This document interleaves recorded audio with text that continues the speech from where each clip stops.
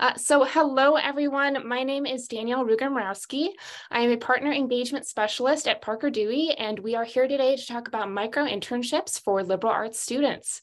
For those who aren't familiar, micro-internships are short-term, professional, paid projects available to college students and recent graduates year-round. They're also easy for companies to implement because we, Parker Dewey, take on the administrative burden by acting as the employer of record. So today, we're going to focus on how these opportunities benefit liberal arts students in particular, as well as organizations looking to engage the well-rounded, inquisitive, critical thinkers that result from liberal arts programs. And kudos to the organizations that are doing so, because the only thing guaranteed these days is change. So it's widely recognized that a significant portion of today's graduates are someday going to work in a role that doesn't exist yet, and specified training for jobs of the future is impossible to do. But that liberal arts education is going to produce professionals that are capable of tackling whatever the next frontier for your organization will entail. So if you're looking for an easy way to highlight this with your colleagues or your employer partners, we're sharing an article in the chat that outlines why employers should be engaging liberal arts students. And then for today's conversation, we're going to hear directly from folks who can speak to the benefits of being part of and engaging this demographic. So I'm just going to make sure, don't have my chat up yet. Here is that article. Check that out. And excited now to introduce our panelists. These are the stars of today's show. So first of all, we have Melanie Garcia.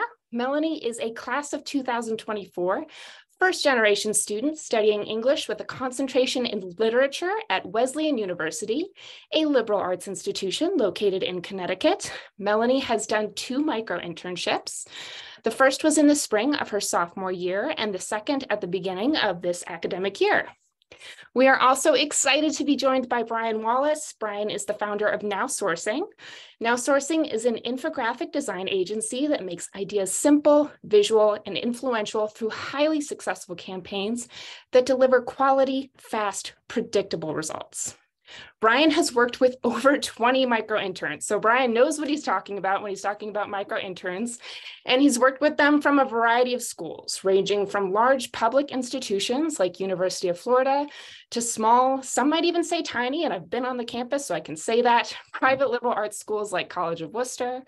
The majority of the micro-interns Now Sourcing has selected for their projects are either studying a liberal arts major or come from a liberal arts program. And I'm going to repeat that again, not just some, but the majority are coming from either a liberal arts major or a liberal arts program. So a few of the majors Brian has worked with include English, creative writing, psychology, communications, philosophy, even theater. So a really interesting array of liberal arts majors there.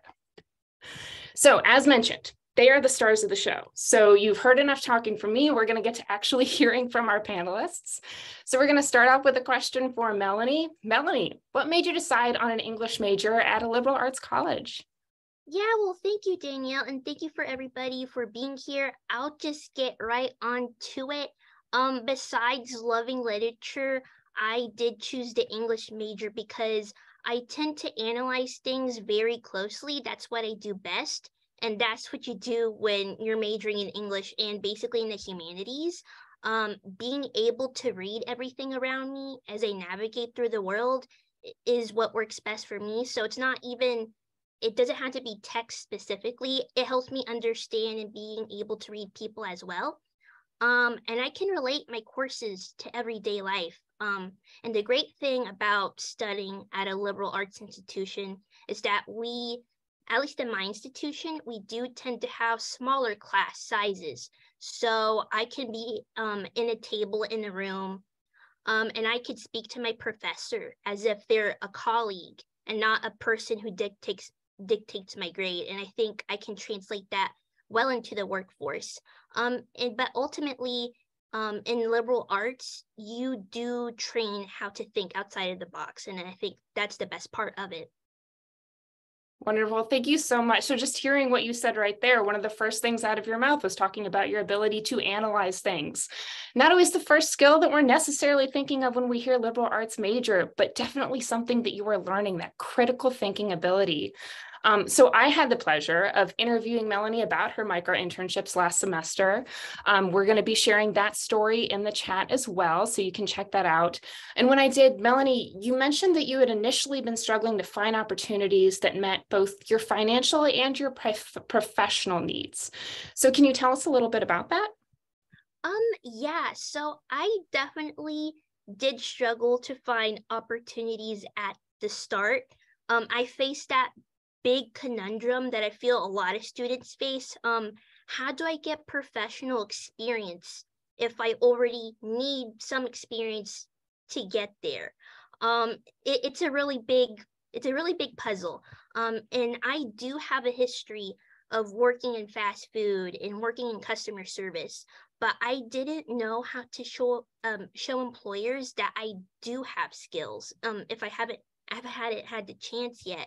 So finding paid opportunities was really important to me, because even though I could find unpaid internships, there's a ton out there, I still needed to face the financial responsibilities that I have to support my family. That's a really big thing for me.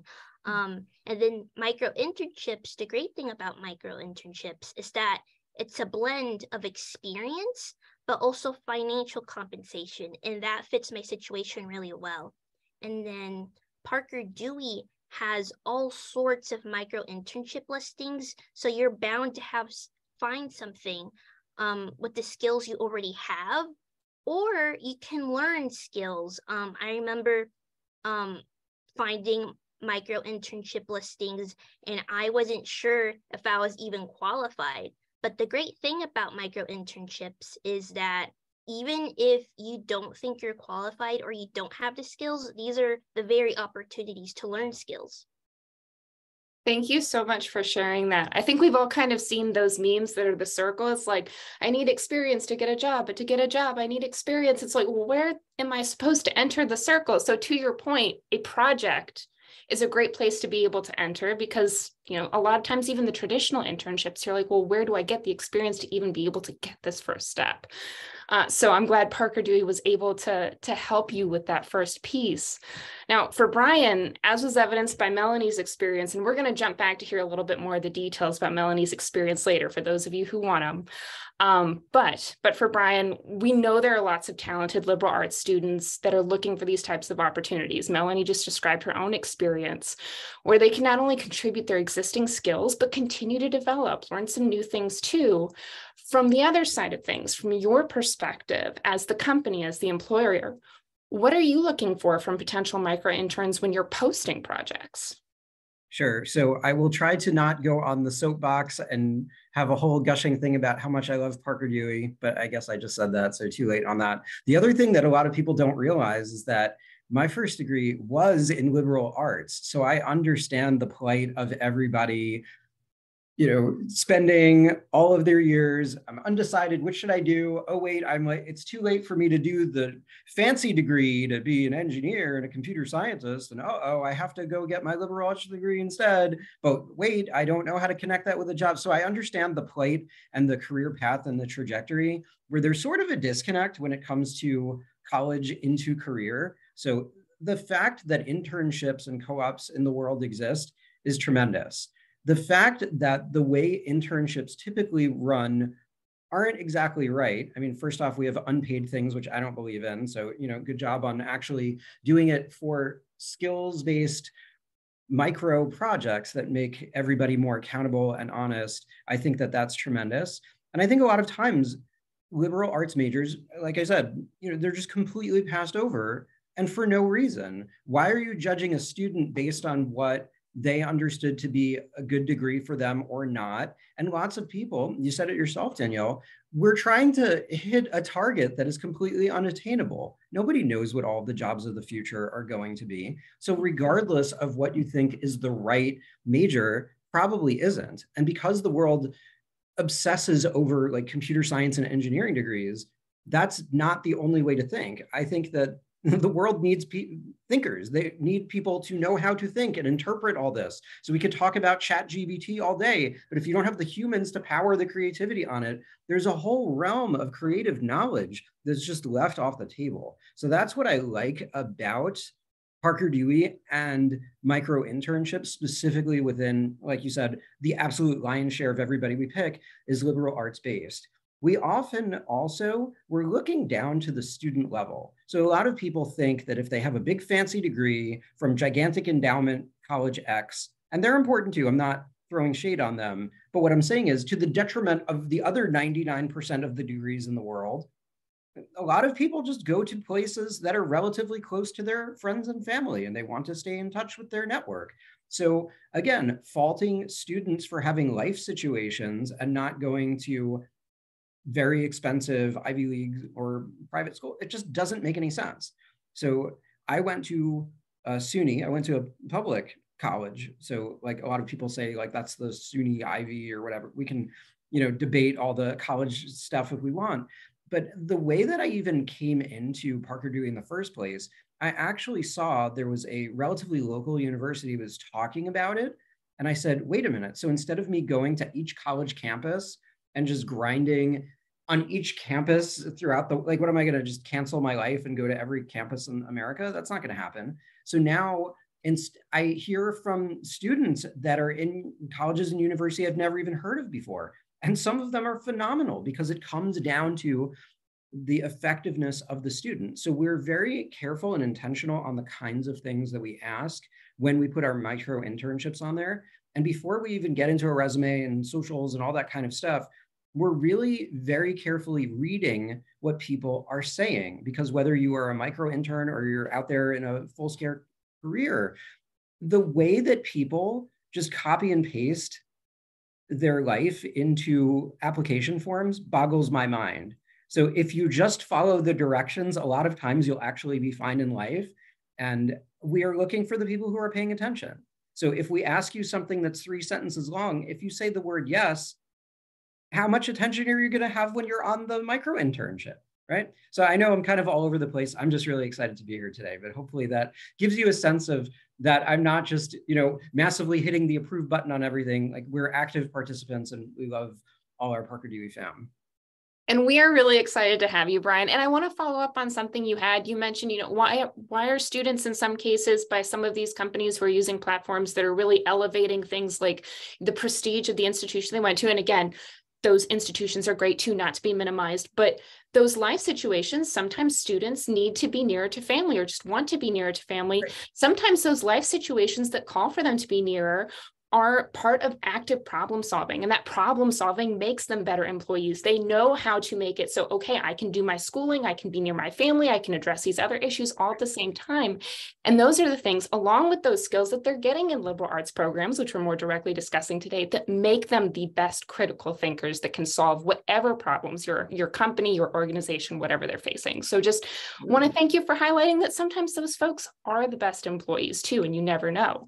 But you also brought up that you're seeing folks from all different types of institutions, from all different types of majors. So for those folks that aren't familiar with the platform, can you talk a little bit more about what you see when candidates are applying, what you're looking at when you're making these decisions? Sure. So when we put something out there, what I love is how quickly we get such a variety of response. Very, very different people across every measurable way of looking at applicants come on in. So first we get a daily digest by email of everybody that's applied to the individual positions. And then when we log in, we really get to see, and again, it's all about filling out the form, not just from the applicant side, but I think a lot of companies also get lazy. So, I mean, back to what we said before, if somebody was going to get into the Ivy Leagues, but then they took something that everybody poo-poos because it's a B school or whatever, but meanwhile, it probably has world-class majors and professors, and they're getting a free ride there, aren't you completely missing the point of how you're hiring in the first place? So hiring, let alone internships, is fundamentally broken. And I truly believe that you guys have just invented something that the world just almost wasn't even ready for. When I first found this and I talked to your CEO, I couldn't believe this was a thing. So, but all right, so I'll try to, step it back and answer your actual question. Yeah, so what we're actually looking for, again, before we actually look at their resume and experience, if you're a micro intern, is it fair for me to say, oh, you don't have 2 to 3 years experience, the catch-22 meme that you were talking about, Danielle? Not really, right? So I look, a lot of the stuff that we're hiring for is detail-oriented and knowing how to write and express yourself. So we're not looking for people to be verbose. Like some people think, oh, I just have to write as much as possible. No, you have to write as much to the point as practical, and that's what we're looking for. So we're able to pretty much get this on the money. I mean, once in a while, people just have life situations and it doesn't work out. But pretty much without fail, we've had a very, very good success rate. And I think a lot of it just has to do with the accountability of your end too. This is a great system, guys, where we can ask questions to Parker Dewey. And it's like, well, we like this, we don't like this. This is the kind of thing that we're trying to hire. Are we saying this right? What do you think of these questions?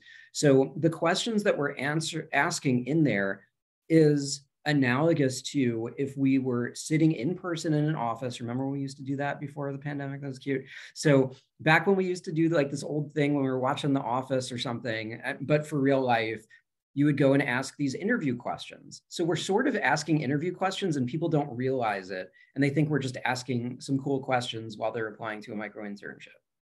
I like that a lot. You also can, you can select specific kinds of skills that you're looking for. And there's a whole bunch of sliders. Like if I really wanted somebody from my alma mater or something like that, I could do that. I don't really care for that as much because again, you've heard my diatribe about how the specific school that you go to is not as important as the fit that you're looking for and the personality that shines through what the applicants are saying. And I appreciate that you just highlighted too, when you're a company and you're looking to use Parker Dewey, regardless of what your needs are, whether you're looking for on-demand project support or you're looking to use this as a way to audition talent for a longer term role, or you're trying to engage specific demographics, it's not like you're in a vacuum, here's the platform and figure it out. We're here to support. Like Brian said, you can ask questions, this is what I'm trying to do.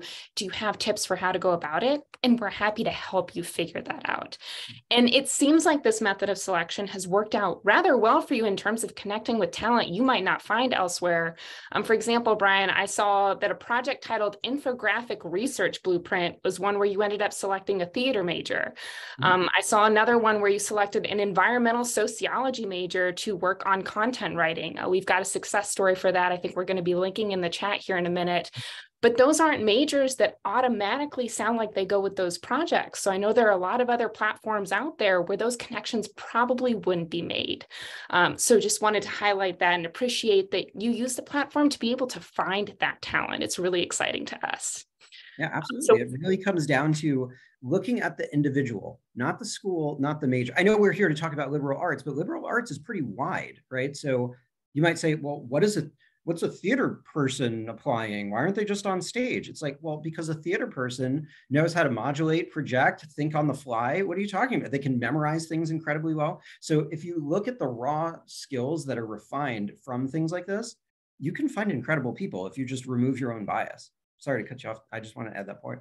No, I entirely appreciate the point. Oh, Melanie, I want to shift back. As promised, we were going to hear a little bit more about your micro-internship experiences. You've been selected for 2. Can you tell us a little bit more about your experiences?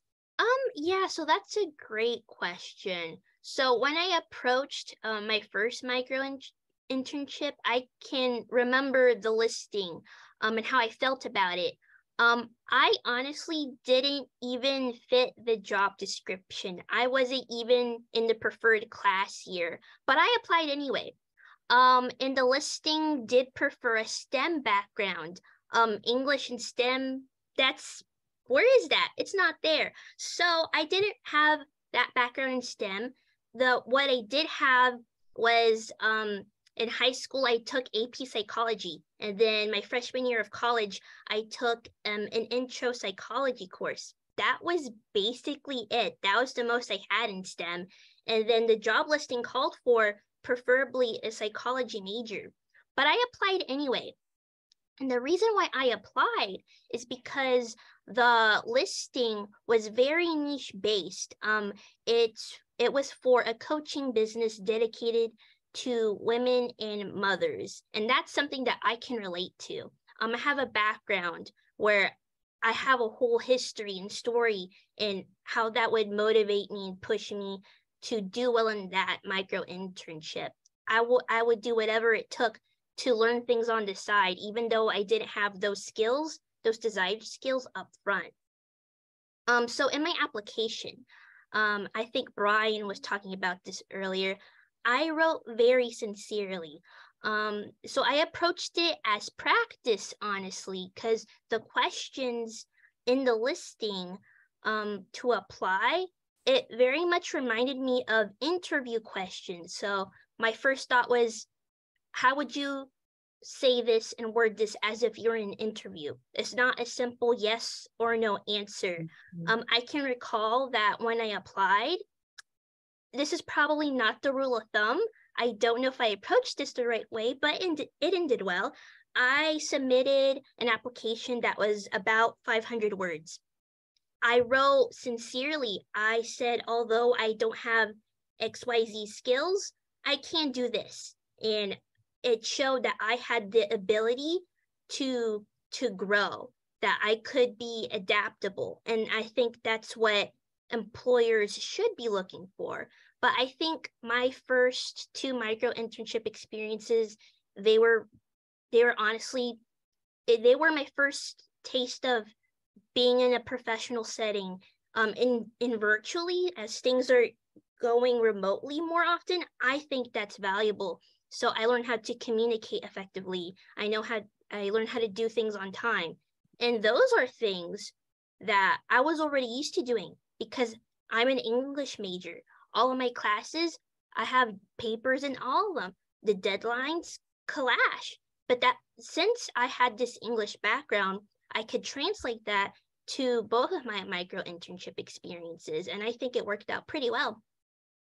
And I think you highlighted a couple of really important things. Even in the application process, Melanie, you highlighted your ability to adapt. So what you said about, I don't know if I went around this in the right way, a 500-word response probably wouldn't be the appropriate way to apply to every micro-internship, but for the one you applied to, you adapted to what they specifically were looking for, and that was the right response. And you highlighted again, I didn't have the skills, but I demonstrated that I had that not only drive, but the ability to learn. And I think that's what employers see and what they get from liberal arts majors.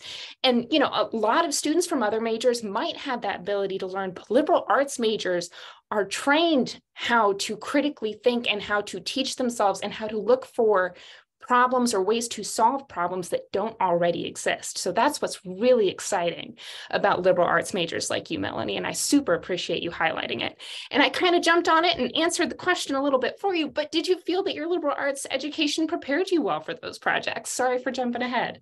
Oh, no, you're totally fine. So yes, I do agree that my liberal arts education has prepared me for the micro-internships that I've done. Like I said earlier, this listing called for preferably a background in psychology. I did not have that, but as an English major, I have the ability to shift from, oh, I'm reading this super academic article to, hey, this is a piece of literature. I am so used to shifting around. I think as an English major, people might think that it's fun. It is fun, but if it's challenging, it also is challenging. And I'm so used to having to change gears. So I found that very helpful. As I was doing my micro-internships, I had to learn how to read science-based articles, psychology articles. And even though I wasn't used to that beforehand, I found a way to navigate because I've already had so much practice in my English courses. So that seamless transition worked out for me. And I think, as I mentioned before, working on a tight schedule, drafting, editing, those are things I'm used to as an English major. Oh, and by the way, for my micro-internships, I was drafting and helping write blog posts, but those all had a science base to it. So besides being able to edit, I had to do a lot of research. And the key thing about blog post, which also relates to how I ended up liking marketing so much, is that not only do you have to be a storyteller, you have to relay things in a way that other people can understand. You have to understand your audience. And then since this coaching business was for women and mothers, I knew how to use tone very well, how to use certain words, that jargon that they would be able to relate to. And those are things that you learn pretty well as you're an English major, and that storytelling comes into play. So I think that's all to say that I've already learned so much in my 2 micro-internships. And I've expanded more of what I want to do in the future because I'm interested in so many things. So the issue for me right now is actually a pretty good one. It's not that I'm having trouble finding out what I want to do, that there's absolutely nothing for me because I have an English major. It's actually narrowing down what I can do because I'm interested in so many things, which is a pretty decent problem issue to have. You have so many opportunities available to you. I love it. And just keeping one eye on the time, because I know we want to make sure we transfer over to questions at around that 1:30 mark. Melanie, I know when I talked to you last, you had said that you were getting another internship opportunity. Can you just speak a little bit to how did micro-internships help you transition to that? What have you been up to since your micro-internships? Yeah, so that's also another great question. Since my micro-internship experiences, I've actually gotten a couple of on-campus jobs that relate to what I was doing through those micro-internships. But I think the nicest thing that came out of it is that I also worked as, and I'm still working as, a micro-intern for the Dell Scholars Program. I work in the communication sector, and I can relate this back to being an English major. What I do in this micro-internship is that I make videos related to college life. So I'm given a prompt, and I'm supposed to relay this back in video form. So what I do is I write a script beforehand so I know what to say and I know how to answer the prompt. But it also, I have to make a video, and beforehand I actually didn't have any video editing experience whatsoever. But that goes back to me being able to read well. I looked it up. I found out how to do this on the fly, and I've actually gotten so much better at video editing. Yet again, using those research skills that you didn't have before, but as a liberal arts major, we're able to just say, I can figure out how to do it. And then want to move on just to make sure, again, we have some time for questions and start asking for some advice. So Brian, I'm going to jump back to ask you for some advice for the schools who on the call who are looking to encourage their liberal arts students. Do you have any recommendations? Would you encourage them? It sounds like you would, but just want to have it explicitly put out there. Would you encourage them to have their liberal arts students look for micro-internships? Oh yeah, just a little bit. I think that colleges are married to doing the same thing just because we've always done it that way. And that's not progress. That is not how we move forward as society. So a lot of colleges are having massive problems. I'm a bit of an analyst in the higher ed space, so I actually have facts and stats galore. And I assure you, colleges are hurting in the sense of enrollment. You could say the pandemic, but a lot of people are not even choosing college as the next step, right? So it is not a foregone conclusion that Gen Z and the upcoming Gen Alphas, which are not in college yet, that's the one after Gen Z, we just started the alphabet again, whatever. Whoever marketing team that guy did, I don't know. And it all started with Gen X, but I digress. So yeah, they need to adapt because employers like myself don't have all day to pack up, go to a campus, set up a table, meet everybody, and then everybody doesn't necessarily know how to meet in person. And are you wearing gym shorts? Are you wearing a suit? I don't know, whatever. So there's all sorts of weird that I saw even before the pandemic, that a lot of that wasn't really handled. And I'm not so concerned about that. I'm concerned with, are they a fit? Do they understand who we are? Do I like who they are? To Melanie's point, I loved what Melanie said. Melanie was honest. She's like, you know what? I can't do this, but I'm sure going to find out how. Who wouldn't hire Melanie like on the spot just for that? Like, I wouldn't even care about like everything else she said. No offense. I'm sure everything else she said was great. But like, that is enough for me to like give somebody a shot. You get what I'm saying? So I think colleges need to drop the act that everybody wants to be at a college fair. Nobody wants to be at a college fair. You want to go to a fair, go on the Ferris wheel, okay? Like a college fair is not fun for anyone. It is a miserable experience. The students don't like it, the advisors don't like it, and the employers, just in case you couldn't tell from my tone and excitability, do not like it. I don't want to be there. We got rid of offices during the pandemic anyway. Why do I have to go to a place to do it? Right? Micro-internships allow you to cover the entire United States. You hit one button and it goes out to everybody. That's kind of incredible. So unless College X wants to get left behind in the world economy, why wouldn't they be a part of that?